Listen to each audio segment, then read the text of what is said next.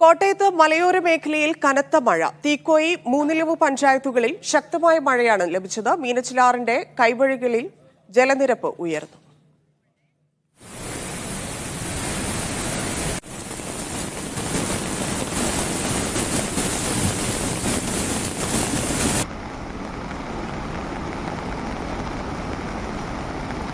ജോസി ബാബു ചേരുന്നു. ജോസി, മലയോര മേഖലയിൽ ഇപ്പോഴും മഴ തുടരുകയാണോ? മുന്നറിയിപ്പ് ഉണ്ടായിരുന്നോ? വിവരങ്ങൾ.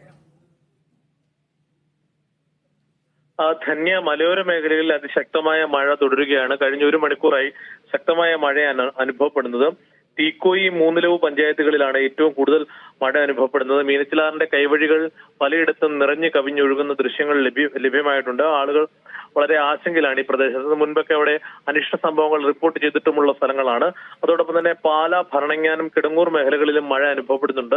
കൂടാതെ മലയോര മേഖലയിൽ ഉൾപ്പെടുന്ന കാഞ്ഞിരപ്പള്ളി, മുണ്ടക്കയം പ്രദേശങ്ങളിൽ നേരിയ മഴയും ഇപ്പോൾ അനുഭവപ്പെടുന്നുണ്ട്. തീക്കോയിലെ പ്രധാന വിനോദസഞ്ചാര കേന്ദ്രമായ മാർമല അരുവിയിൽ അതിശക്തമായ നീരൊഴുക്ക് ഇപ്പോൾ അനുഭവപ്പെടുന്നുണ്ട്. കഴിഞ്ഞ ദിവസങ്ങളിലൊക്കെ പറ്റി വരണ്ട് കിടക്കുന്ന സാഹചര്യമായിരുന്നു ഇവിടെ ഉണ്ടായിരുന്നത്.